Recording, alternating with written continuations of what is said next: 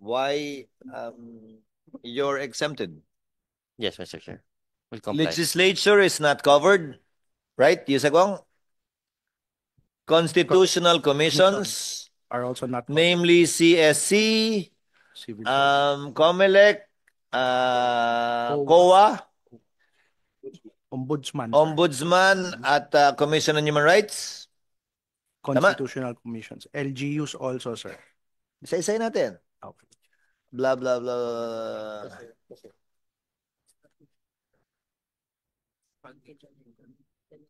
Sir, CHR po is not the Commission on Human Rights is not covered, sir. Is not excluded. Therefore, Is not excluded? yes, sir. The CHR is not considered as a Ang constitution. dami na kasing version eh. Teka lang. Ombudsman, Judiciary. So all courts. All courts, sir. Pag may GOCC ba under the judiciary? Wala. GOCC under GU. Kindly check Parang kung may GOCC under the excluded agencies.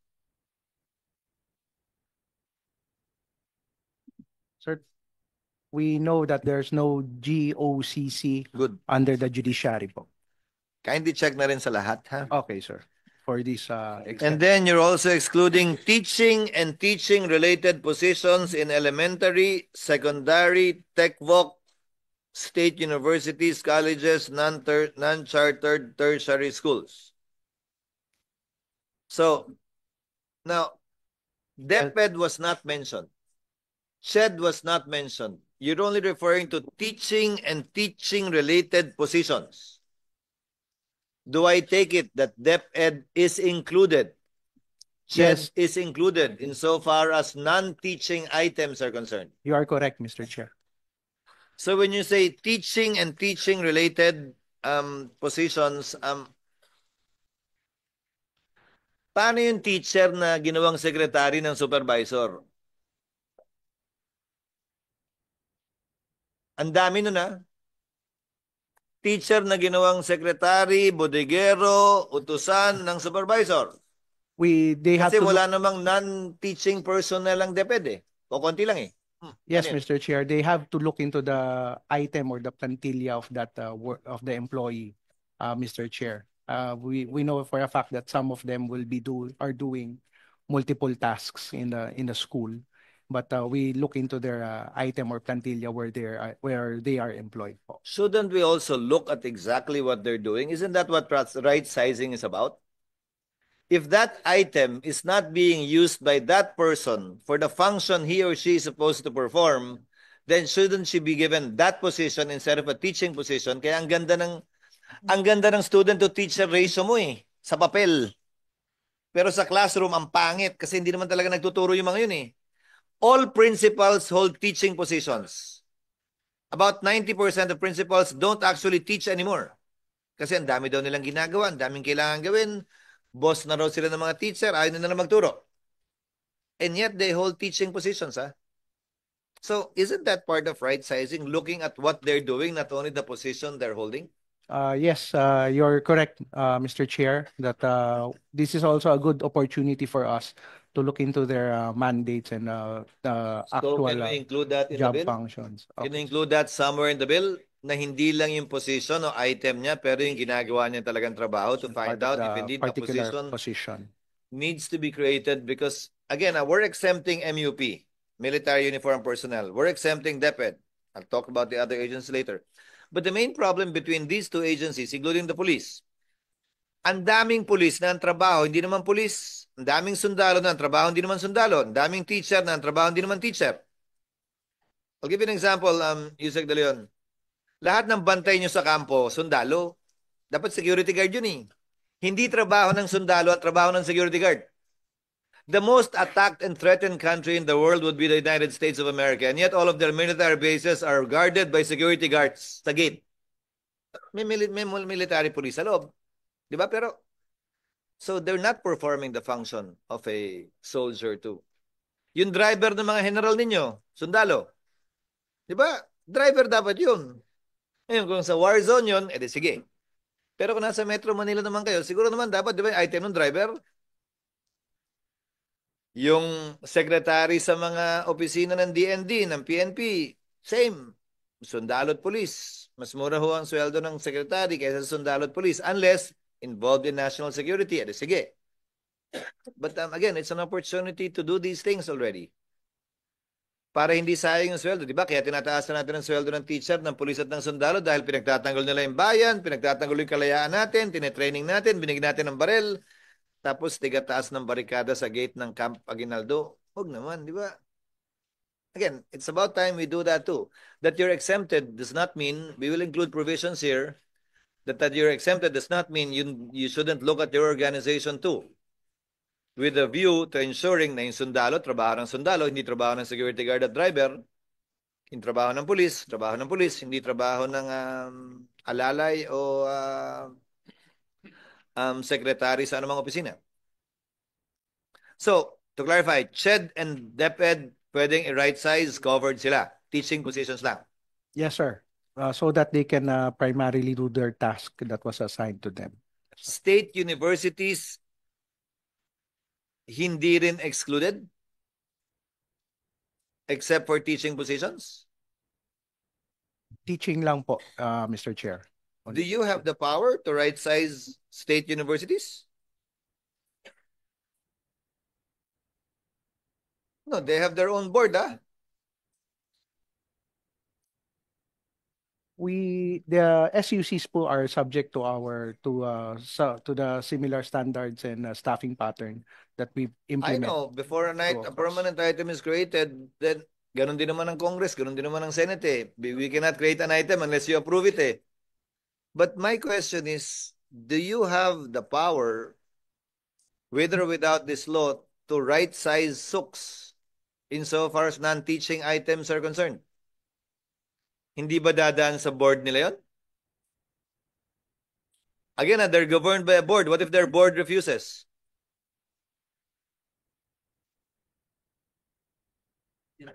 Yeah, Mr. Chair, even if there's a board resolution passed by the respective board of the SUCs, if it's inconsistent with our standards, we cannot create it.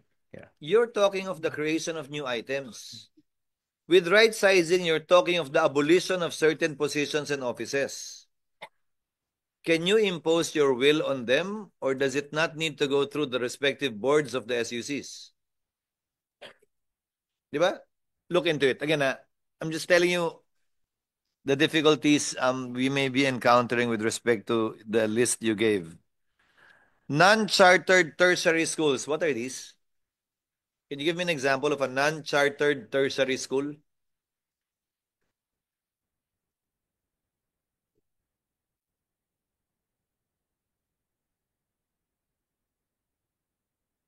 Generate the list lang.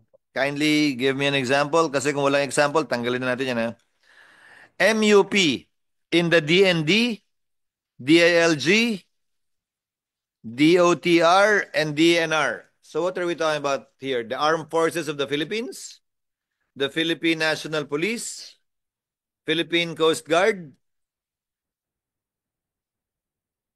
Sinong uniform ng DNR? Namria, Mr. Chair. There's Alam mo, hanggang ngayon, hindi ko alam kung ba't uniform dyan, pero Opo. sige na. Namria. Hanggang ngayon talaga hindi ko alam kung bakit, pero sige. Senator Win, please feel free. I'm trying to get information on the difficult sections that I can answer your questions. Or hopefully you can ask them already so you won't ask me anymore. Sapat. So again, to clarify, DND itself, pwede. DILG itself, right, covered ng right sizing. DNR, covered ng right sizing. Hindi sila exempted. Only those personnel. Yes, sir. Correct. Again, we will insert a provision without prejudice to ensuring that NAMRIA personnel, PNP personnel, and AFP personnel are indeed doing the functions, respectively, of a policeman, of a soldier, at ano bang ginagawa ng NAMRIA? Ba't siya naging uniform? Ano bang uniform ng NAMRIA? Mr. Chair, based on the information that we have is that the NAMRIA uniform personnel are the foresters. Not those doing the mapping. Forest rangers po. Forest Not rangers. those doing the mapping. Not So NAMRIA itself is covered, ang excluded yung forest rangers? Ganun ba yan? correct. Yes, Mr. President. Yes, Mr. Chair. If you say so. Sure ka dyan, ha? Yusek, ha?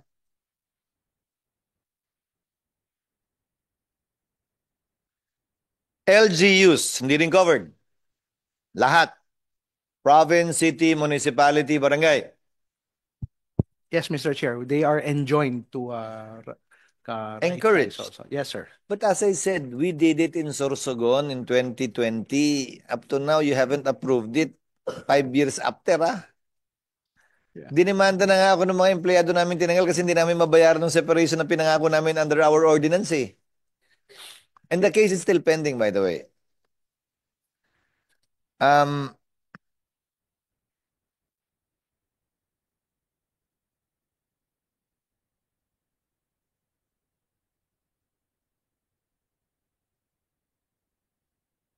Dun sa exempted agencies, unahin ko na DND, Yusek Andalian.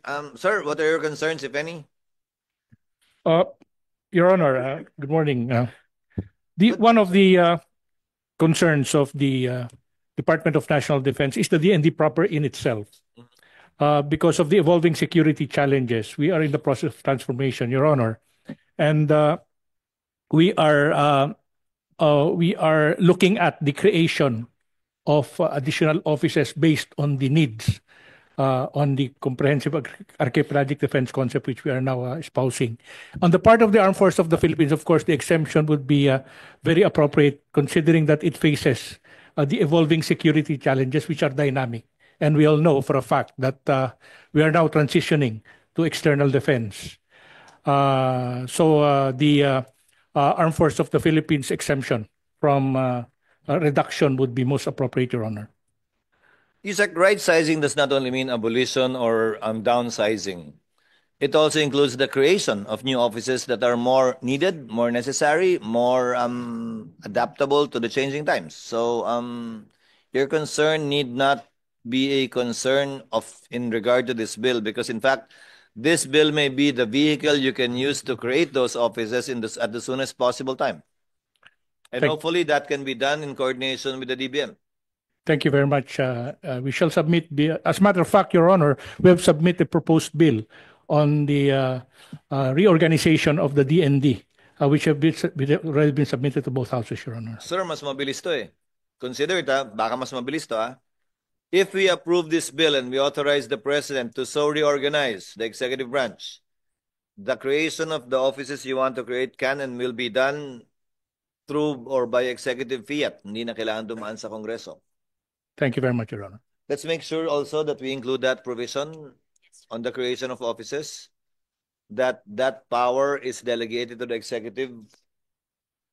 Yusek, may sunset clause ba to? For the proposed bill, sir, we did not. No, how long can the President or should the President do it? There is an establishment of a CREB, Your no, Honor. but- Your Honor. So, continuing na to? That's the intention? No, I'm asking. We intend to have it in a continuing manner based on our consultations with different executive departments, sir, and with the Office of the Executive Secretary. Patingin uli ng administrative code. Nasaan na? No, the provision of the administrative code is continuing, but you haven't used it. So, Section 31 of the revised administrative code, continuing authority of the President to reorganize his office.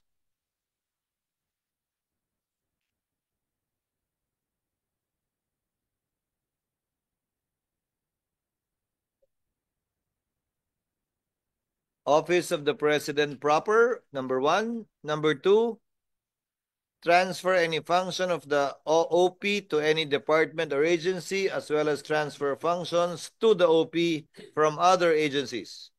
Transfer an agency or office of President. Ito yung ginagamit niyang power para i-football yung NFA. O NIA. Diba? Minsan DA, minsan... Okay. No, so continuing? Based on our That's the consultant. intention? Yes, sir. Yeah, po. Okay. Let me proceed to DILG. Who's the representative of DILG? Or the PNP? Yes, sir. Yes, sir. From the ILG po. You Sure. are Attorney Gino Lavaria, sir. your concern, sir. Uh, as for the DILG itself, sir, we support the bill, but it needs further study pa from the DILG pa for if ever meron po kaming employees, if we have employees that will be affected, the would be employees that will be affected by the right sizing of the national government. As for the attached agencies of the DILG, for example, the PNP and the BJMP and the Bureau of Fire Protection, siguro sir, they have their own staffing pattern po kasi. Exempted sila, darling. Yes, sir. Opo. Hindi sila kasama. Yeah. Forgive me, attorney. Yes. That's a standard answer. And quite frankly, you are in no position to study it further because the executive presumably wants this. This is an administration measure. And I don't think any office in the executive branch is entitled to hold a different opinion, given that the president has decided that he wants this. Any concerns you have with respect to offices that may be positions that may be abolished, you course it through the committee we will be creating to handle right sizing. Again, if there is a need for you to create new offices, that would be the best time to do it. Because again, to remind you, right sizing is not only abolition and downsizing. It can also include the creation of new ones that you may need, given the call of the times. If you have any position paper on the matter, kindly submit it to us, attorney. Please. Thank you. Do you have a rep from DepEd here? Yes. ASEC Galban? Mr. Chair, the Department of Education fully supports the right sizing move. In fact, we are currently developing the school organizational structure and staffing standards in preparation for a possible right sizing move as part of this bill. Again, we will include provisions that ensure na yung position, yun yung function which DepEd has not been able to do for several decades already. As in, since I became a member of the Senate, I've been fighting for DepEd to actually have its own career path for administrative positions, which will culminate in being a principal, because a principal need not be a teacher. A principal should be an administrator. Ang problema, pag nag-transition yung teacher, ang pinakamataas na pwedeng posisyon ng teacher, principal, di ba? Pag nag-transition siya doon, teaching item pa rin siya, counted pa rin as teaching position ng principal, but he or she is not teaching anymore. Again, which is a disservice. You're paying a high salary to teachers and yet they're performing the functions not of a teacher. They're not inside the classroom, which is unfair, to say the least, for teachers who are actually performing that function. I don't know when DepEd will be able to finally do that. Is there any plan, ASEC Galban? An ongoing effort, Mr. Chair, is being conducted in order to Darling, yung ongoing effort niyan, dekada na yan, kailan nyo tatapusin yan? Mr. Chair, just to interject, we're actually working on a bill to come up with a clear career path for teachers, And for administration, and also for supervision, Mr. Chairman. We're in the middle of a technical working group, and later on we'll be sponsoring that on the floor. But in the meantime, again, you have teachers not functioning as teachers, receiving the salary of teachers for the past several years, decades even. So you can clearly it's cheaper to hire a casual, di ba, a job order worker to perform the function of a clerk than continue to let your teachers perform that function instead of teaching inside the classroom, thereby lowering, ideally, the student-to-teacher ratio. Again, Yusek Wong, let's include provisions to that effect. Baka pwede natin singit dito yun eh. Yung police, trabaho ng police, sundalo, trabaho ng sundalo, teacher, trabaho ng teacher. As a precondition. Kung ayaw nila, edi magpa-right size na lang sila. Di ba? Baka sanay na sila sa madaling buhay na hindi sundalo, pulis at saka teacher, di ba? Di magpa-right size na lang sila. Pa-file mo na yung bill yan. Sponsor ko na. Pagpasok. Actually, tagal na rin yan. Tagal na yan. Tagal na rin yan. DNR, do you have a rep from DNR? Namria? Wala nagpunta? Wag na lang kaya natin sila i-exempt. Wala naman sila dito eh. Ha? Parang hindi naman sila interesado o takot at hindi naman talaga ako kumbinsidong uniform sila eh. Ano? Ano? Huy. Ikaw naman, di naman talaga uniform yung forest ranger eh. Nagbobolahan lang tayo dito eh. Were they invited? Huh? They were not invited. DNR hindi. Ay, hindi pala pwede. Hindi pala na-imbita. Mr. Chair, per data, we have the 264 uniform personnel po under Namria. Those are the forest rangers po. Gusto niyo talagang i-exclude sila?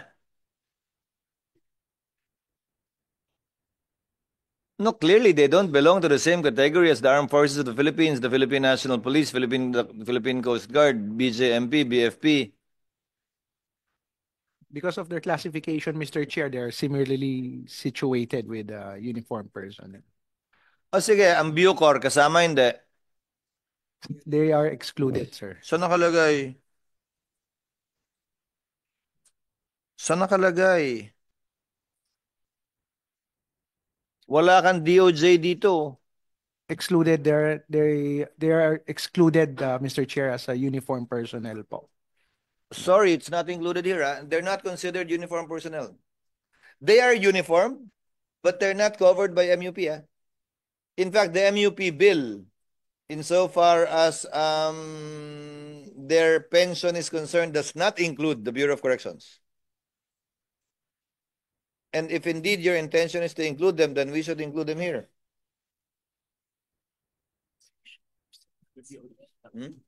Okay. Under Section 3, Mr. Chair, it is enumerated Military po. and uniform and the DOJ. Andun siya. Ayun sa Yung dulo. Oo, yes sir. Kaya lahat ng supposed uniform, DILG, DOJ, BGM, tsaka yung answer. So sinasama. So sa bill sa pension ng MUP, sasama na rin namin sila? O hindi sila kasama, ha?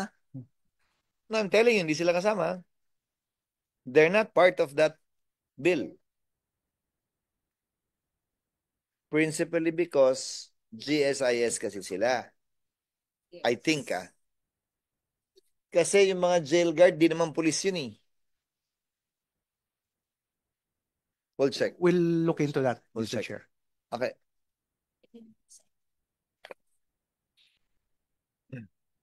Isama na lang natin sa governing principles yung sinasabi nating item and position, item and function, position and function, that they should be congruent. Sir, basically yan yung nasa MF. Kasama siya. Pero yung ngayon, deadlock din na isa sa mga issues. Kasama siya din Kaya sa committee. Sinama siya ni Jinggoy. Kasama siya sa U4, BJM. Nambiya kasama din siya. May we hear from the various unions who are here present? Sino-sino po yung mga kinatawan doon? Sir, i-badge mo. Kailan? Badge 1, courage, say, hindi lahat nakaupo, sir. Kasi Hindi, bakit may PNA? Hindi naman kayo kasama eh. Pero okay lang. Who's the rep from PNA? Nurses Association, I presume. Yes, ma'am. Would you like to take a mic somewhere? Dito na lang. Urong ka na lang dito, Mavic. Dito na lang, ma'am. Urong na lang sila.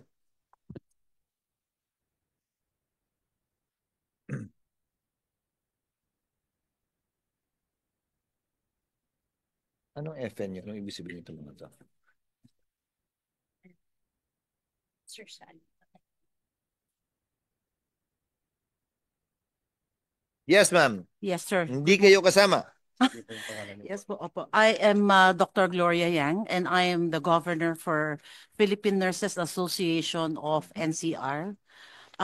Yes, hindi kami kasama, which is because ang nurses naman talagang scarcity of nurses na right now. There's a dearth of nurses right now.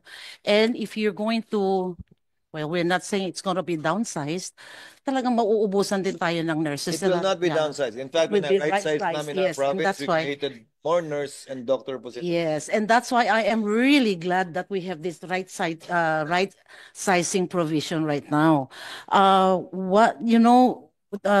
Working nurses are already working all around.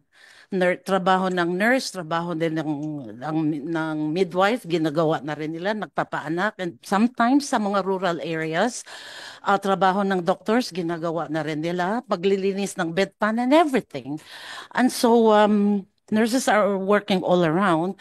And what I really wanted to say in this committee right now is, sana if the DBM can please improve and you study more on the staffing of the nurses, because we understand that there are a lot of unfilled positions. Hindi siya na-fulfill. Ang daming, the hospital need a lot of position open for these nurses. And that's why these nurses are unfilled. They are either put on what we call the job order, magja-job order ng ilang buwan lang. And then after 6 months, pag may experience na, they go abroad. So please, if I would like to request the DBM to please look into the staffing pattern for the nurses, and to sana if we can standardize the salary, the private hospital, public hospital, government hospital, and also the